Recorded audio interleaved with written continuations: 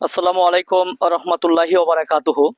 এই জায়গায় একটি বিষয় মানুষ আমরা অতিরঞ্জিত কথা বলি, আর কথা বলার কারণে এখন অনেক মুসলমানই ভয় পাইতেছে। এটা কোনটা?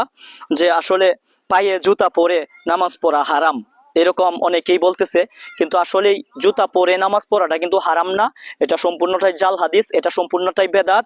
এটা সঠিক উত্তর হচ্ছে রাসূলুল্লাহ সাল্লাল্লাহু আলাইহি সাল্লাম নিজেই জুতা পরে নামাজ পড়তেন এবং সবাইকে বলতেন, তোমরা জুতা পরিধান করেই নামাজ পড়ো, তোমরা জুতা পরেই নামাজ পড়ো, তাতে কোনো সন্দেহ নেই বা কোনো সমস্যা নেই।